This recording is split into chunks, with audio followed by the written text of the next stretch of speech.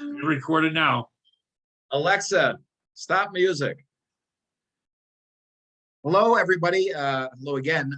Thanks for joining us on the 80-60 rule. I'm Mark. And I'm Greg. 60. Oh, sorry, sir. That's all right. And who are you? Greg. Gregory. And you're 80, right? 80. Yeah, I'm 80. That's how we get the 80-60 rule. Yeah. Anyway, another kind of well, it was a big news week, but also it's Groundhog Day because the weather where we are at has not exactly changed into springtime. But anyway, they are still attempting to play baseball across the country. Several rainouts and games are being made up. But what's your thoughts, Greg? That's your name, right? Yes. Okay. What's your long-time listener, first-time caller? What's your thoughts on what we've seen so far? I've seen a lot of the averages, a lot of low averages. Except one guy I picked up like Mayhew of the Yankees. He's at 300. He's always been a very good player. Yeah, who is that? Mayhew. Oh yeah. He's consistent. Yeah. His problem is he gets hurt quite a bit, I think. Spends a little time on the DL, but there's a kid on the Guardians, which are from Cleveland now. I'm trying to think of his name, Quan or something like that. Anyway, he's like, have you heard about this kid? He went the first couple of weeks of the year without even like swinging and missing. So I can't think of his name off the top of my head, but like a slap hitter, which is always kind of fun to watch, but hitting for average and being on base. What do you think of the Cubs and Sox so far? I was surprised. It's interesting. The Sox, everybody's painting them for first place. So let's not get carried away. I mean, let's make sure we do it. Let's not be anointed already. Okay. All right. And the Cubs are going to be the guy.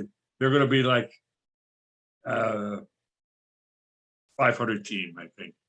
Yeah. St. Louis already only has 3 losses. I saw. Yeah. Right. So there's going to be more. I'm surprised at Cincinnati. I don't know. Did they have like losing Castellanos? I really heard them. Yeah. Castellanos is amazing. It seems like he's been on 32 teams in the last 3 years. Yeah.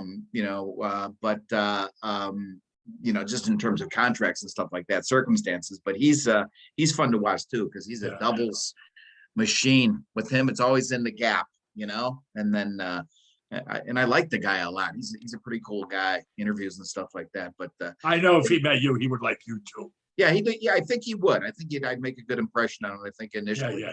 And then that's that, why you're more the host. I'd wear on him after a couple of weeks. Anyway, but speak with baseball, and then the other kind of sports related issue is that USFL thing going on. So I'd like to say something about that. That's interesting. I haven't seen a lot of publicity on that. Now I'm getting my source right now from the New York Times, so we know. So 40 games. It's called United States Football League. 40 games. Remember Moose Johnson? Yeah. He's going to be the head. And there's 40 games. They're all going to play all their games in Birmingham, Alabama, to save transportation, to save costs. I didn't know that.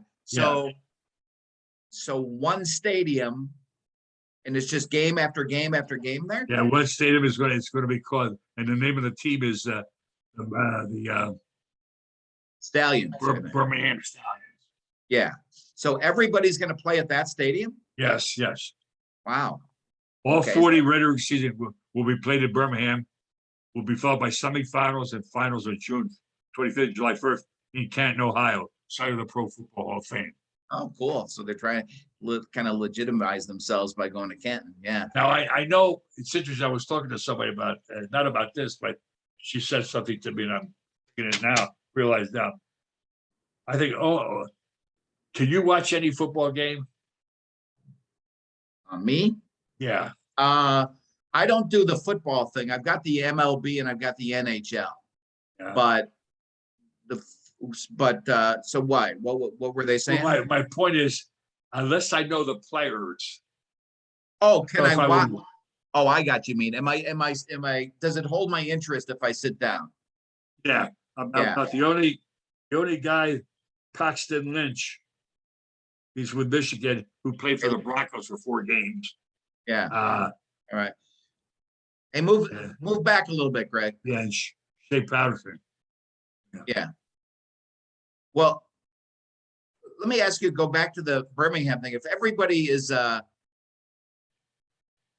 so they have only home games then, or is that just, I mean, I don't know why they have a team if They're they all going to be there. so they're just all there. Okay. Yeah, yeah, yeah.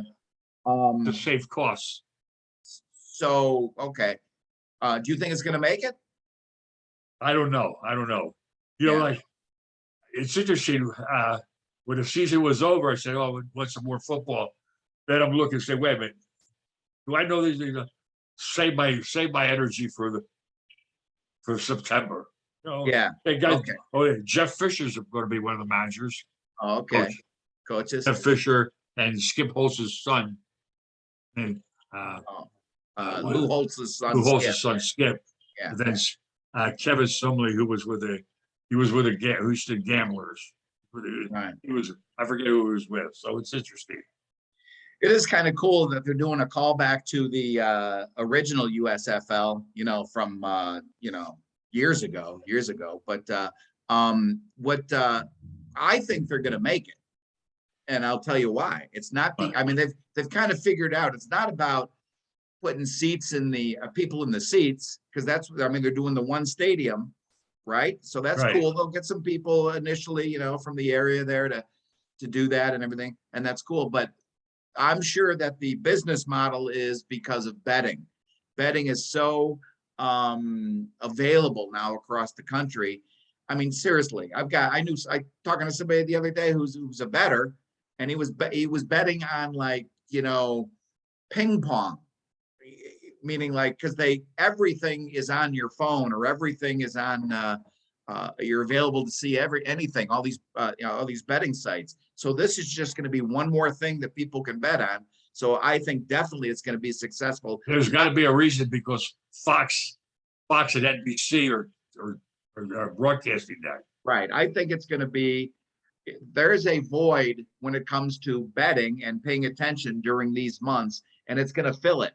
Yeah. Not because of team loyalty. It's going to be player loyalty, who that player that you choose to make you money that night, or fantasy league. Yeah. Also. So it's not going to be old school rah for our team. It's going to be, I'm betting on that guy to score tonight this many points. It's going to be successful because of that. Interesting. Since you said that, well, I tell you, you thought about it for a whole week? No. No. Just off the top. Basically, you said that. I just thought about it this now. Debo Samuel from the San Francisco 49ers. I'm getting tired of these guys now. They want to be traded, this or that. If you're the GM, you got to be ready for all this stuff.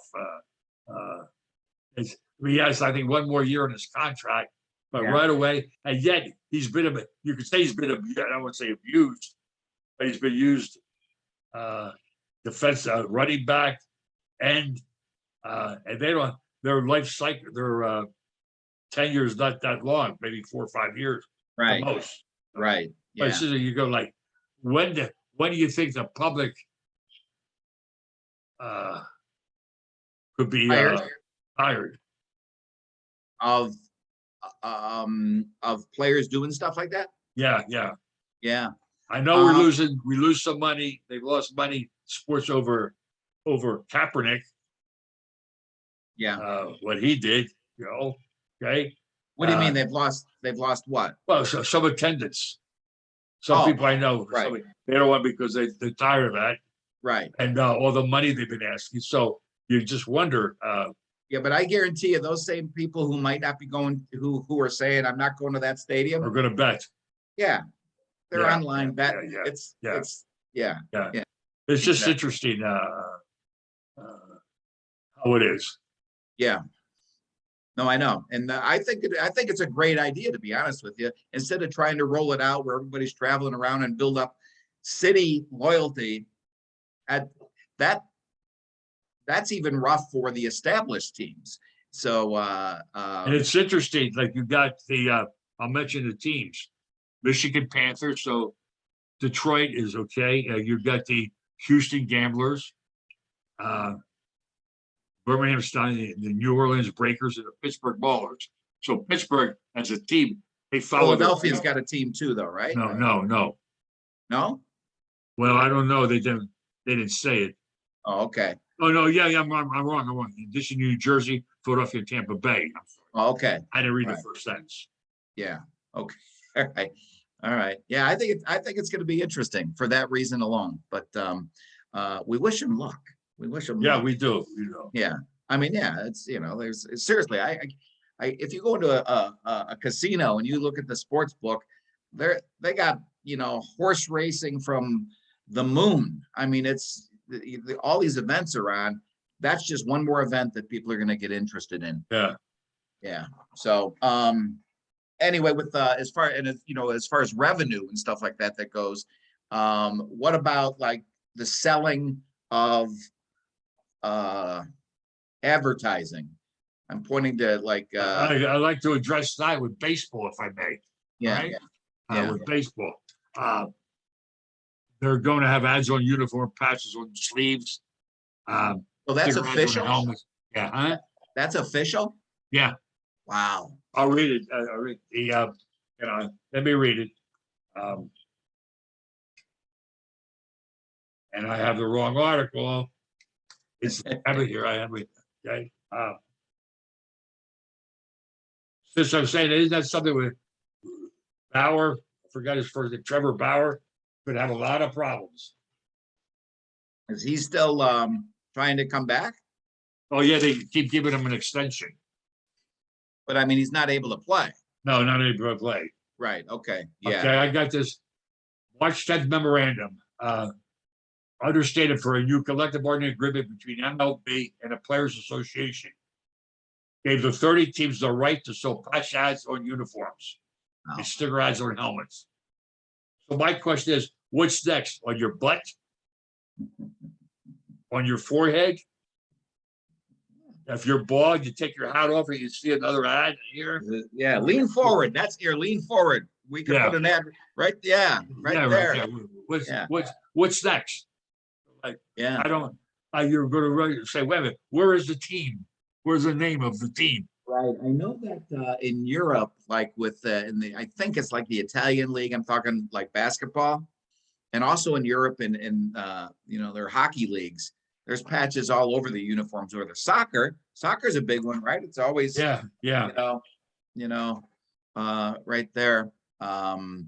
So yeah, I think it was just a matter of time. Hopefully, it's done tastefully. I'd like to think that baseball will not inundate us with Hooters thing on the thing or whatever. You never know. It's just more salaries, more. Well, that's it.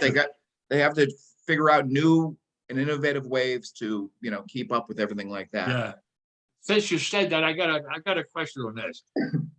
You own a team or whatever. Right. Do you like the name with your name with the player's name be on the back or not? Do you like that? Yeah. The player's name or not? I like it. You like it? Yeah. Okay. I don't have why do you like it? Yeah. Well, I want to know who that is. And also, it's not just for me. Like, I've got a couple of grandsons. I've got one who watches hockey all the time, and he's always referring to the numbers. And then as he gets older, because he's just a little guy, as he gets older, it'll be cool when he is able to recognize the name. So if you want to build your fan base with the young ones, let them learn their name instead of just the fat guy number 3. Oh, Babe Ruth, I know him. That's a good point. I see another point too. I don't have a real strong opinion. I would have built that it's a team, and with a team, you don't have your name on it. I just want to Well, see. that's what the Yankees have done for years, right? Yeah. Yeah. And then sometimes road teams, I think that's how it started, where when teams would go on the road, then they started putting the names on the back. I'm talking like probably in the 30s and 40s. And then it just carried over. But no, I think it's a good idea. You know. I just wind up getting upset when there's no name on it, and you go like, "Who is that again?" And my gosh, what's his name? You know. What I heard. Listen to this. There's a college. I think it's a college team. I don't know. Well, I know it's a college team. I don't know what, and I think it's the college football. You know what a QR code is? QR code. You know, you've seen them. It's like those little squares you see on packages and things that are all like, you know what I'm talking about? Not a barcode, but a QR code. Yeah.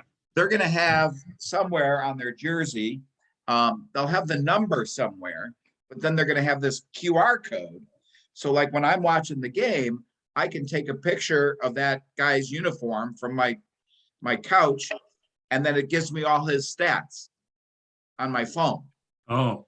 Right? Yeah. Is that cool? I think that's cool. Yeah. It's way ahead of me, but right. I know. I was gonna say that's way ahead of you, but that's what I mean. I'm still trying to get on the air right away instead of like you're talking about that kind of stuff. Whoa, that's way ahead. I mean, but think about that. You're watching a game. You just hold your phone up, and it's gonna. Then right there it says, you know, or they're going to have a QR code for the injury or something. And you go, oh, this guy's out for the day or whatever. And anyway, I thought that was pretty cool. So that's what you're going to see, I think, is all these QR codes all over the place that just gives you extra information, especially in a football game. That'll be pretty good. So since you say extra information, with these announcers in any league,